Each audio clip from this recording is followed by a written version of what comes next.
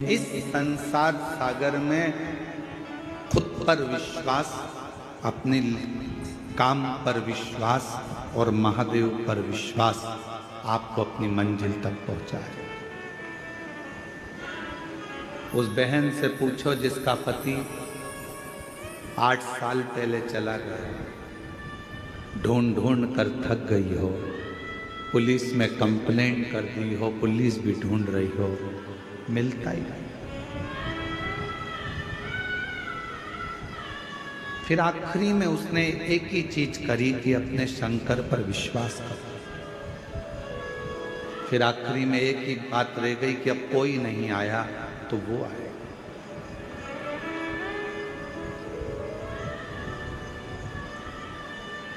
करो भरोसा, विश्वास खुद पर करना, खुद की मेहनत पर करना और महादेव पर करना।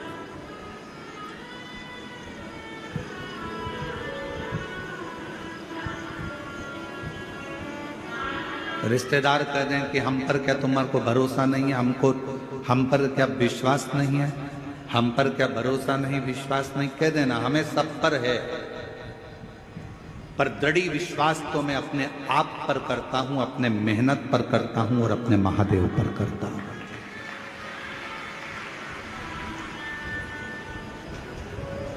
बाकी का मैं विश्वास मैं रखता हूं है। आप मेरे रिश्तेदार हो, मुझे विश्वास है, आप मेरे पड़ोसी हो, मुझे विश्वास है।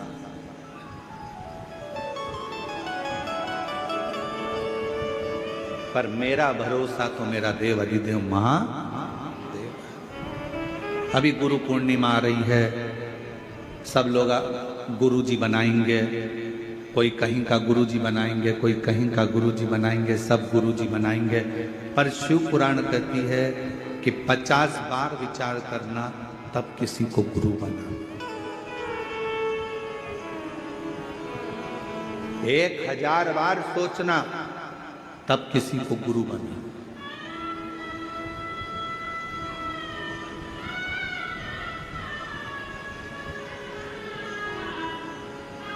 एक मां अपने बच्चे को जन्म देती है और दूसरा गुरु अपने शिष्य को जन्म देता है। मां अपने बच्चे को जन्म देती है और उसको संस्कारों में पिरो देती है और उस बच्चे को बड़ा कर देती है। उसी तरह गुरु अपने संस्कारों से, अपने भजन से, अपने कीर्तन से, अपने मंत्र से अपने शिष्य को श्रेष्ठ बनाकर, माँ अपने बच्चे को संस्कारित बनाकर उसको अच्छी एजुकेशन दिलाकर अच्छी कंपनी में जॉब करा देती है, गवर्नमेंट जॉब करा देती है या व्यापार खुला देती है। और गुरु किसी कंपनी में जॉब नहीं कराता, गुरु उस परमात्मा से मिलाने का प्रयास करता है, अपने दिल को मजबूत करने का प्रयास।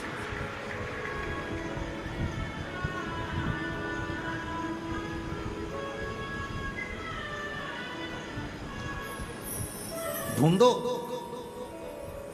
कभी ऐसा गुरु मत ढूंढना जिंदगी में जो दूसरों की बुराइयों में लगा हो। कभी ऐसा गुरु मत ढूंढना जिंदगी में जो दिन भर निंदा में लगा। कभी ऐसा गुरु जीवन में मत ढूंढना कि जो लोगों के लिए अपशब्द कहता हो।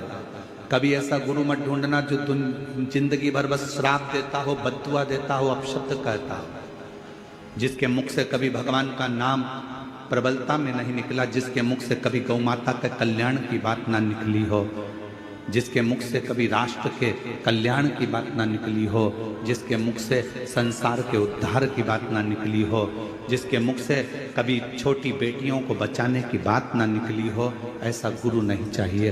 गुरु वो होना जो हमारा भी कल्याण करे, राष्ट्र का भी कल्याण करे और जगत का भी कल्याण करे, वो गुरु हो।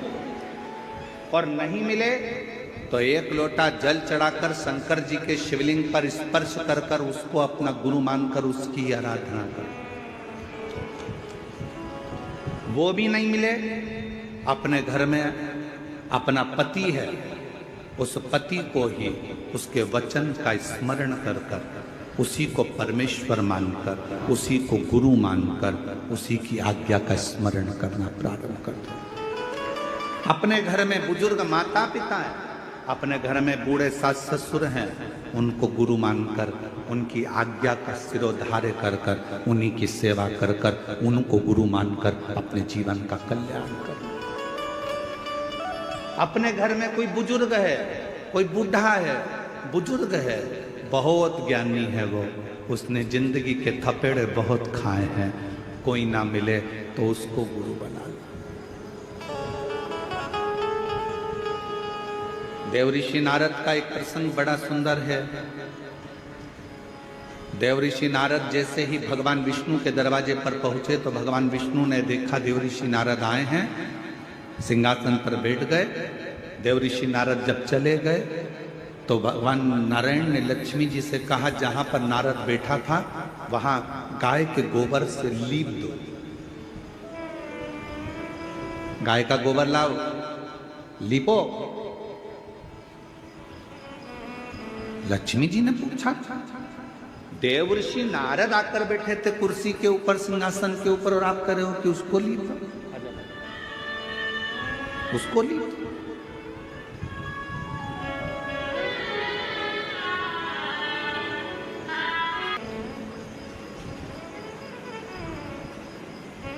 देवऋषि नारद जिस सिंहासन पर बैठे थे वहां गोबर से लिपा रहे हैं भगवान नारायण। लक्ष्मी जी ने पूछा क्यों? कहा ये नुगरा है, इसने गुरु मंत्र नहीं लिया, गुरु मनाया नहीं है इसने जिंदगी में। नारद जी ने सुन लिया और भगवान विष्णु के पास आकर बोले कि मेरे जाने के बाद आपने गोबर से लीपा, क्योंकि मेरा गुरु दीक्षा नहीं हुआ है, मेरा गुरु मंत्र नहीं है। क्या करूं मैं, किसको गुरु बनाऊं? भगवान विष्णु ने कहा क्यों, कोई गुरु नहीं मिलता? नारद जी कहते हैं मैं तो सर्वश्रेष्ठ गुरु हूं, मुझे किसी गुरु की जरूरत कहां। भगवान मुस्कुराकर बोले, नारद संसार में आए हो, भले देवता हो पर गुरु का होना जरूरी है। किसको गुरु बनाओ? भगवान नारायण ने कहा जो तुझे पृथ्वी पर समुद्र के तट पर पहला व्यक्ति मिले बस उसी को गुरु बना दे। नारद जी भ्रमण करते करते समुद्र के तट पर गए। एक मछुआरा मछली पकड़ने के लिए जा रहा था। नारद जी को सबसे पहले वही मछुआरा दिखा, मछली पकड़ने वाला। नारद जी ने मन में सोचा कि बताओ कि इसको गुरु बनाऊंगा मैं, ये मछली पकड़ने वाला। नारद जी ने मन में सोचा मैं इसको गुरु नहीं बनाऊंगा। नारद जी फिर भगवान विष्णु के पास में गए, प्रभु वहां तो गुरु के रूप में एक मछली पकड़ने वाला मिला।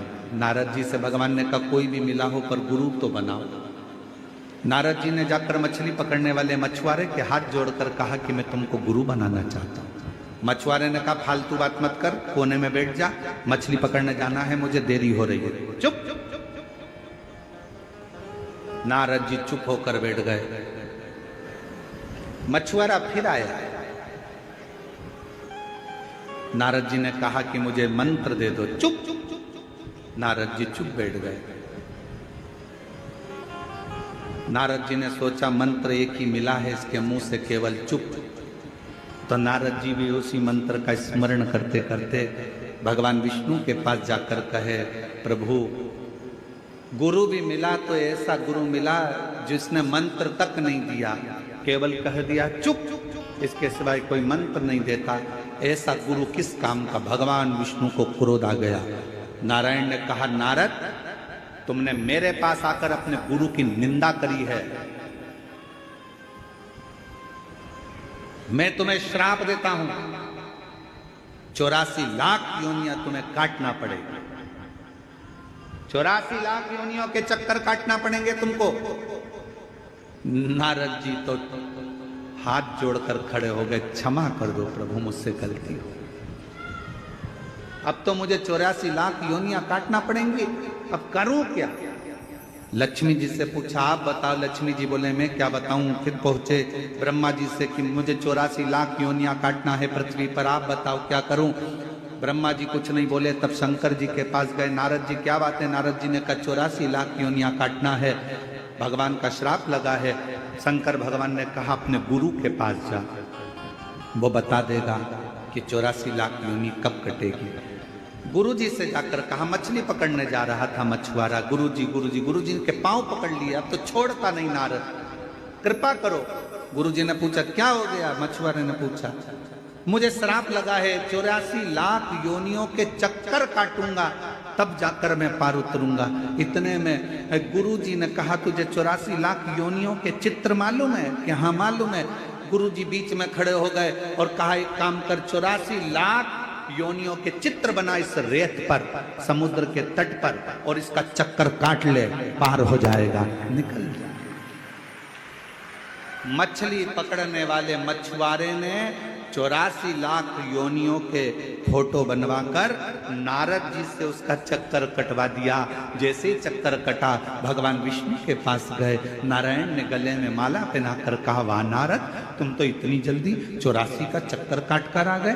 नारद जी ने कहा, जिसका गुरु मेहरबान तो पट्ठा पहलवान।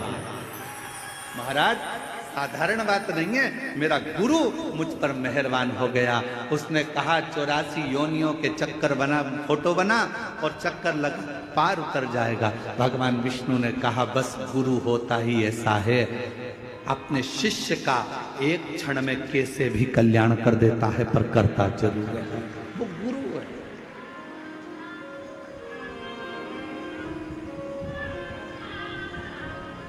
महाराज, तेरा जीवन सवर जाएगा। आप अपने मुख से जो उच्चारण करते हैं, आप अपने मुख से जो स्मरण करते हैं, आप अपने मुख से जो नाम जाप करते हैं, वो नाम जाप एक ना एक दिन आपको आपकी मंजिल तक पहुंचा देगा।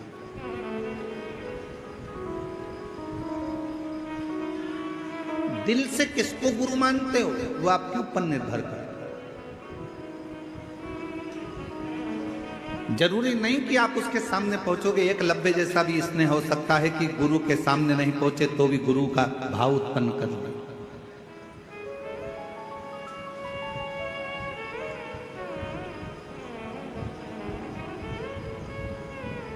बस हृदय की पुकार,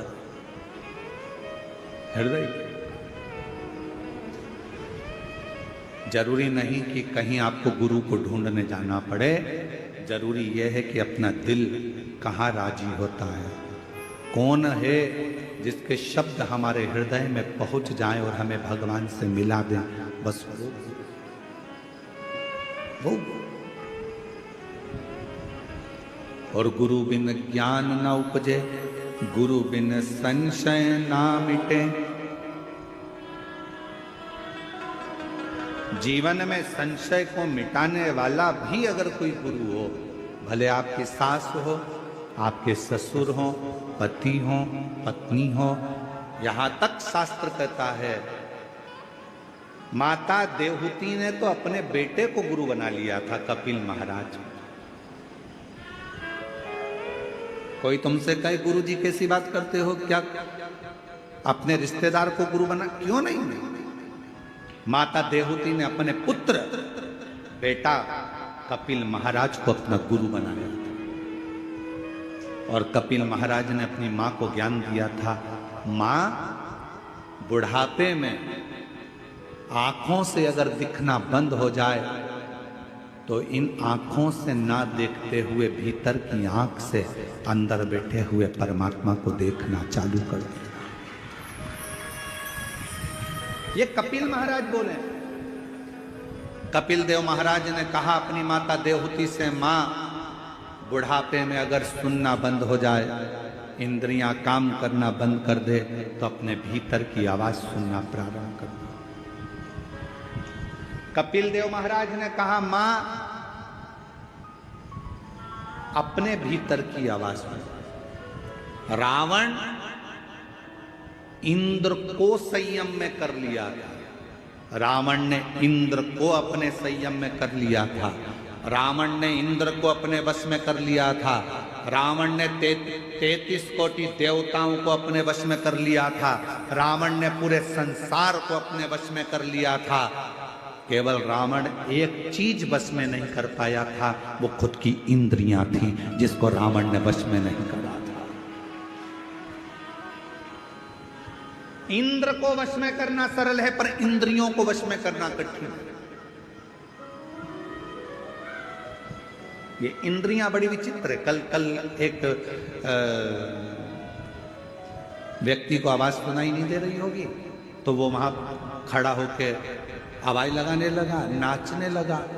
तो एक खड़े होके उसको देखने लगा, दूसरा खड़ा होकर उसको देखने लगा, तीसरा खड़ा होकर उसको देखने लगा, चौथा खड़ा होकर उसको देखने लगा। थोड़ी देर बाद देखा तो पूरा पंडाल उसको देखने लगा। फिर मालूम पड़े ये भी देखने लगे, फिर मालूम पड़े उधर के भी देखने लगे। फिर उधर कोई चिल्लाया, वो नाच रहा था, पुलिस वाले उसको बिठा रहे थे। काय को नाच रहा है भैया, कथा चल रही है, जब नाचने का समय आए तब नाचना। वो तो नाचने लगा तो उधर के लोग खड़े हो गए, फिर इधर के लोग उधर देखने लगे, फिर उधर के उधर देखने लगे। जरा विचार करो, अपनी इंद्रियां, ये नेत्र, ये जिह्वा, ये श्रवण, ये मन, अपनी इंद्रियां अपने संयम में नहीं हो पा रही, तो हम परमात्मा को कैसे देख पाएंगे? रावण इंद्र को अपने काबू में कर लेता, अपने कब्जे में।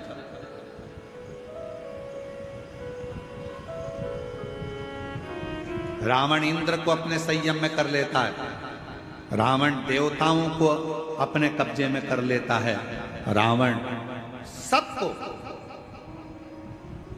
अपने अधीन कर लेता है। पर लंका का राजा रावण अपनी इंद्रियों को अधीन नहीं कर पाया।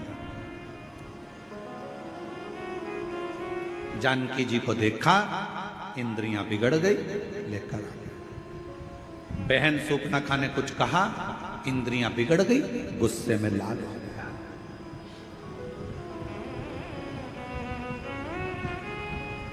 इन इंद्रियों को साधना कितना कठिन है। अरे आज के जमाने में अच्छे अच्छे महात्मा, संत, महाराज, बड़े बड़े जितने भी हैं, इंद्रियों को साधना सबसे कठिन काम है कि ये अपनी इंद्रियों को भी साध ले। और इंद्रियों को साधने का सबसे सुंदर अगर कोई तरीका है, आज कलयुग में, कलिकाल में, अगर इंद्रियों को साधने का सबसे सुंदर तरीका है, रावण भी उस तरीके को जान चुका था। रावण ने विचार कर लिया था, मैंने इंद्र को अपने कब्जे में कर लिया, मैंने इंद्र को अपने संयम में कर लिया, मैंने देवताओं को अपने अधीन कर लिया। रावण समझ चुका था, सबको मैंने अपने अधीन कर लिया, पर मेरी इंद्रियां मेरे अधीन नहीं हो रही है। तब रावण ने विचार करा कि इंद्रियों को अधीन करने के लिए क्या करना पड़ेगा। तो मन में सोचा, शंकर भगवान के शिवलिंग पर एक लोटा जल चढ़ाना पड़ेगा, शंकर भगवान के शिवलिंग को अपनी लंका में लाना पड़ेगा, शंकर भगवान के शिवलिंग को लंका में लाकर पूजन करना पड़ेगी, शंकर भगवान के शिवलिंग के पास रोज जाना पड़ेगा।